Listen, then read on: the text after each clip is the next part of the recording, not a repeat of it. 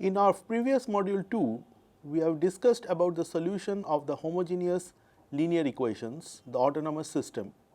where we have considered the eigenvalues to be real and distinct, and also we have considered the case where the eigenvalues are complex. In this module 3, we will look into the case when the eigenvalues are equal. We will also discuss about the generalized version where we have k linearly independent solution which is less than n. We will now consider the solution of the homogeneous equation where the eigenvalues will be equal. If the characteristic polynomial of A does not have n distinct roots, then A may not have n linearly independent eigenvectors. So, in this example, we consider three different matrices A, B and C. Each one is having the same set of repeated eigenvalues, but number of linearly independent eigenvectors are different in each case. Let A, which is also equal to I, that is the identity matrix, be taken as 1 0 0 0 1 0 0 0 1. It is easy to check that A has three repeated eigenvalues lambda 1, lambda 2, lambda 3 is equal to 1, and you do that by taking this as A minus lambda I equal to 0, and you get the determinant values to be 1, 1 and 1, and hence in this case theorem is not applicable, but still we can find three linearly independent eigenvectors, namely 1 0 0, 0 1 0 and 0 0 1, which we name as V1, V2 and V3. We now consider a different matrix B, a modified version from A, which is given as B equal to 1 1 0, 0 1 0, 0 0 1. So, the only addition is this number 1, which was 0 in case of matrix A.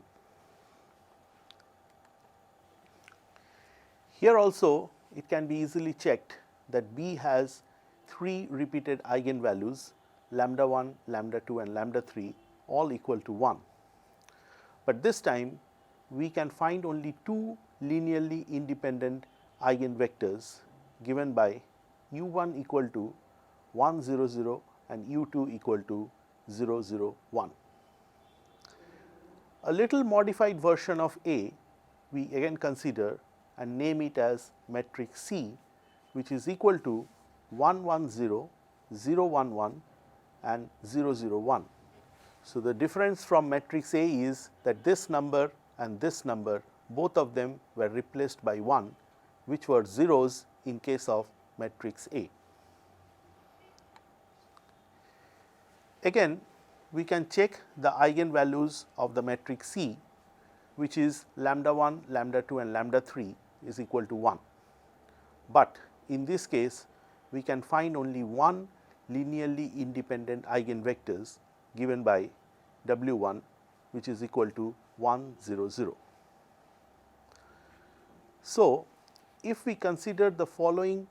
three linear system of equations, x dash equal to Ax,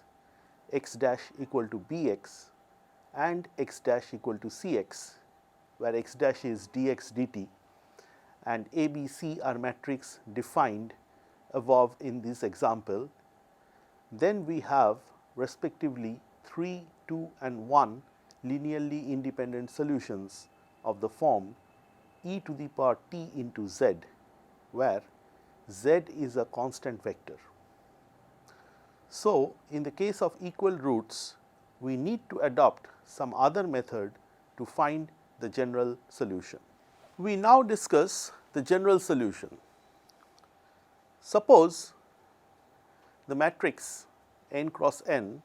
has only k linearly independent eigenvectors, where k is less than n. Then the vector differential equation is given by 1 which is dx dt is equal to Ax,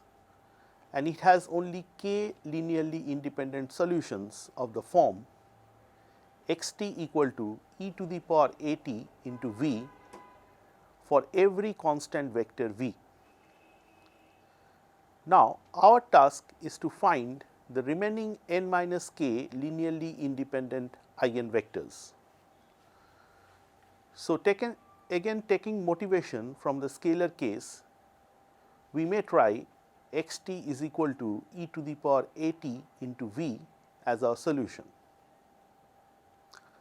Let the matrix A be an n cross n matrix, then the function e to the power at may be defined as e to the power at is equal to I plus at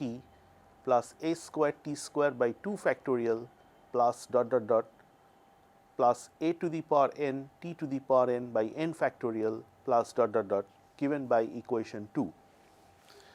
Please note, this is just an expansion of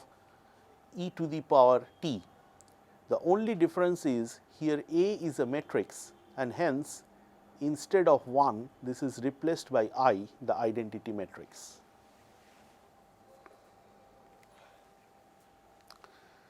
It can be shown that the infinite series 2, which is actually the expansion of e to the power at, it converges for all t. In fact, the following inequality is true, that is, norm of e to the power at is less or equal to e to the power norm a into t for each fixed but arbitrary t. Since the last inequality shows that the convergence of the series 2 is uniform, the series can be differentiated term by term. So, in particular, when we differentiate e to the power at with respect to t, we will get ddt of e to the power at is equal to a plus a square t plus dot dot plus a to the power n plus 1 by n factorial t to the power n plus dot dot dot. Please note that actually you are differentiating this expression too. So, if you differentiate this with respect to t, this term will be 0, this term will be a, this term will be 2t, and that 2 cancels with this 2 factorial, and this term will be a to the power n, n t to the power n minus 1, and the next term will be a to the power n plus 1, n plus 1 t to the power n divided by n plus 1 factorial, and this part is actually given here. So, if you now take a common, you will get this is equal to I plus a t plus dot dot a to the power n by n factorial t to the power n plus dot dot dot, and this whole thing is nothing but the expansion of e to the power at, and hence we replaced this whole expression by e to the power at. Therefore, we conclude that ddt of e to the power at is equal to a e to the power at. That is, e to the power at into v is a solution of 1 for every constant vector v. Since ddt of e to the power at v is equal to a e to the power at v is equal to a into e to the power at v. Theoretically, xt equal to e to the power at into v is a solution of the system of linear differential equation x dash equal to Ax, but practically finding the infinite sum in e to the power at into v for any arbitrary square matrix A is not an easy task. So, now we show how to find n linearly independent vectors v for which the infinite series e to the power at into v can be turned down to a finite series and can be summed exactly. Please observe that we can write e to the power at into v is equal to e to the power a minus lambda I into t multiplied by e to the power lambda I into t into v, such that e to the power lambda I t and e to the power minus lambda I t, both of them cancels each other, and we will get e to the power a t into v for any constant lambda, as a minus lambda I into lambda I is equal to lambda I into a minus lambda I. It can be proved that e to the power a plus b is equal to e to the power a into e to the power b, which is equal to e to the power b into e to the power a when ab is equal to ba. Moreover, e to the power lambda I t into v is equal to I plus lambda I t plus lambda square I square t square by 2 factorial plus dot dot dot into v, which is equal to 1 plus lambda t plus lambda square t square by 2 factorial plus dot dot dot into v, which is equal to e to the power lambda t into v, and hence we conclude e to the power a t into v is equal to e to the power lambda t into e to the power a minus lambda I into t into v. Now, we give the method by which we have a scheme for finding n linearly independent solutions, and hence the general solution of 1. So, first we find all the eigenvalues and eigenvectors of the matrix A. If A has n linearly independent eigenvectors, then the differential equation 1 has n linearly independent solutions of the form e to the power lambda t into v. But suppose A has only k in linearly independent eigenvectors, which is less than n. This means not all eigenvalues are distinct, that is, some of the eigenvalues are repeated. So, we have only k linearly independent solutions of the form e to the power lambda t into v. Here we recall a result of linear algebra that the number of linearly independent eigenvectors, which is also called the geometric multiplicity, in short GM, cannot exceed the number of repetitions of the corresponding eigenvalues, which is the algebraic multiplicity, in short AM. So, to find additional solution, we will pick up only those eigenvalues of A for which the algebraic multiplicity is greater than the geometric multiplicity. Let lambda be such an eigenvalue of A, and we find all vectors v for which A minus lambda I square v is equal to the null matrix 0, but A minus lambda I into v is not equal to the null matrix 0. For each such vector v, e to the power a t into v is equal to e to the power lambda t into e to the power a minus lambda I into t into v. So, please note here minus lambda I t and e to the power lambda t, they cancels each other. I is the identity matrix and acts like 1, and this we can write as e to the power lambda t into v plus t times a minus lambda I into v, which is an additional solution of 1.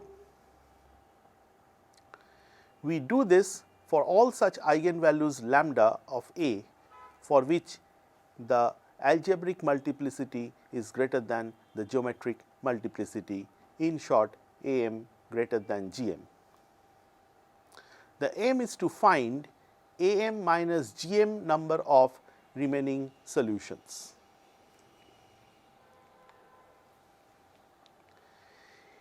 If we still do not have enough solutions, then we find all vectors v for which a minus lambda I cube v is equal to 0, provided a minus lambda I square v is not equal to 0. For each such vector v, e to the power at into v is equal to e to the power lambda t into v plus t into a minus lambda I into v plus t square by 2 factorial a minus lambda I square into v is an addition solution of 1. We keep proceeding in this manner until we have n linearly independent solutions, that is for eigenvalues with the algebraic multiplicity is greater than the geometric multiplicity, and we have additional am minus gm number of solutions obtained by the above procedure. We have just discussed the solution of homogeneous equation where the eigenvalues will be equal. We have also given a general procedure of how to calculate the solutions or how to conclude about the solutions of the homogeneous equation when you have k linearly independent solutions which is less than n. We will now take an example which will be clearly explaining this situation. We will now state a lemma which will guarantee that the previous explained scheme will work. So, the lemma is as follows: let the characteristic polynomial of the matrix A have k distinct roots lambda 1, lambda 2 dot dot lambda k with multiplicities n1, n2 dot dot nk respectively. Suppose A has only Vj which is less than Nj linearly independent eigenvectors with eigenvalue lambda j. Then the equation A minus lambda j into I square V is equal to 0 has at least Vj plus 1 independent solutions. More generally, if the equation A minus lambda I into I whole to the power m v is equal to 0 has only mj which is less than nj independent solutions, then the equation A minus lambda j into I to the power m plus 1 v equal to 0 has at least mj plus 1 independent solutions. We take this result without proof and we look how we can apply this in an example. So, in this initial value problem, we have the equation dx dt is equal to Ax, where A is the matrix 2 1 3 0 2 minus 1 0 0 2 with the initial condition x 0 is equal to 1 2 1 given by equation number 3. The characteristic equation of this matrix A by definition is given by determinant of A minus lambda I is equal to 0, where I is the unit matrix 1 0 0 0 1 0 0 0 1, and if you do that you will get the determinant 2 minus lambda 1 3 0 2 minus lambda minus 1 0 0 2 minus lambda equal to 0. And if you expand the determinant, you will get 2 minus lambda cube is equal to 0, which means you have a repeated value of lambda 3 times, and hence lambda equal to 2 is an eigenvalue of A with algebraic multiplicity 3. So, by algebraic multiplicity you mean that the number of repetitions of the eigenvalue, and in this case it is 3, and hence the algebraic multiplicity is 3. To find an eigenvector corresponding to the eigenvalue lambda equal to 2, we have the same following procedure. We have A minus 2I into V is equal to 0. After simplification, this is going to give 0, 1, 3, 0, 0, minus 1 and 0, 0, 0 into V1, V2, V3 is equal to the null matrix 0, 0, 0. Now, this implies V2 and V3 is equal to 0 and V1 is arbitrary. So, you choose an arbitrary matrix 1, 0, 0 and we can conclude that x1t, the 1 denotes the first solution, is equal to e to the power 2t into 1, 0, 0 is the only non-zero solution of x dot equal to at. Thus, A has only one linearly independent eigenvector for lambda equal to 2. That is, for lambda equal to 2, the algebraic multiplicity AM is 3 and the geometric multiplicity GM is 1. So, by geometric multiplicity, we mean that the number of linearly independent eigenvectors, which in this case is 1, and that is our AM is greater than GM. So, in order to adopt the described scheme, we have to find the remaining 3 minus 1 is equal to 2 solutions. So, this 3 minus 1 is coming from the difference of the algebraic multiplicity and the geometric multiplicity. We next consider the equation A minus 2I square u equal to 0, and this gives 0, 0, minus 1, 0, 0, 0, 0, 0, 0 into u1 into u2 into u3 equal to the null matrix 0, 0, 0. This implies u3 is equal to 0 and both u1 and u2 are arbitrary. Please note, if I multiply this, I will be getting 0 into u1 plus 0 into u2 minus 1 into u3 equal to 0, which will give me u3 is equal to 0 and u1 and u2 are arbitrary, because from these two equations, that is 0 into u1 plus 0 into u2 plus 0 into u3 equal to 0, we cannot conclude anything about u1 and u2. So, we have this conclusion that u3 will be equal to 0, where you can choose u1 and u2 as arbitrary values. So, now we choose the vector u equal to 0, 1, 0. Please note, this u3 will always be 0 and you can choose anything between 0 and 1, which satisfies a minus 2I square v equal to 0, but a minus 2I into v will not be equal to 0. And if you get such a vector, we will be having our second linearly independent solution as x2t, this 2 denotes the second solution, is equal to e to the power at into 0, 1, 0.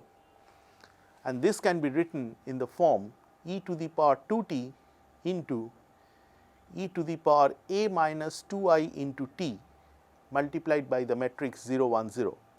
which is equal to e to the power 2t into the column vector t, 1, 0. And this is our second linearly independent solution of dx dt equal to Ax. Since the equation a minus 2I square v equal to 0 has only two linearly independent solutions, we do one more step of the scheme and find all the solutions of the equation a minus 2I cube into w, which is equal to the null matrix 0, 0, 0, 0, 0, 0, 0, 0, 0 multiplied by the column vector w1, w2, w3 is equal to 0, 0, 0. It is clear from here that every vector w is a solution of this equation, and hence we choose a vector arbitrarily w equal to 0, 0, 1, which is a vector which satisfies a minus 2I cube v equal to 0, but a minus 2I square v is not equal to 0. Please note that you can choose any arbitrary vector w here which satisfies these two conditions, and it is going to be another linearly independent solution. Hence, x3t, where 3 is the third solution, which is equal to e to the power 2t e to the power a minus 2I into t multiplied by the column vector 0, 0, 1, which is equal to e to the power 2t into I plus t into a plus 2I plus t square by 2 into a minus 2I square multiplied by the column vector 0, 0, 1, which after simplification gives e to the power 2t multiplied by the column vector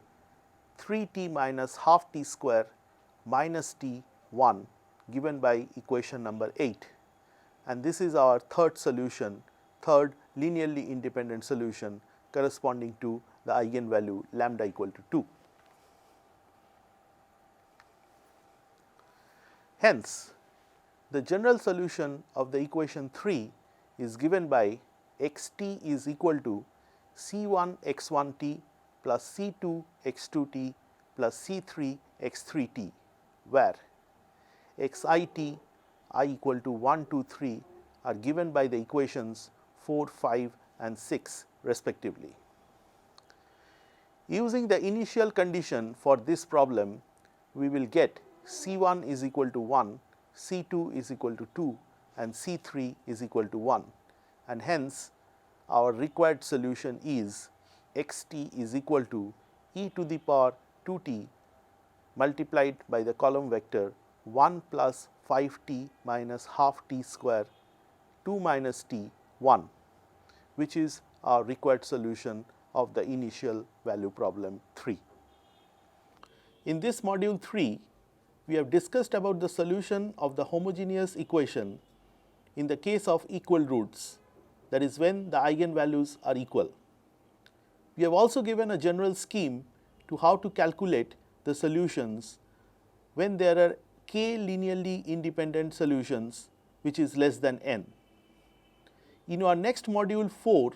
we will discuss about the fundamental metric solution, which is another important aspect of the higher order differential equation. Thank you.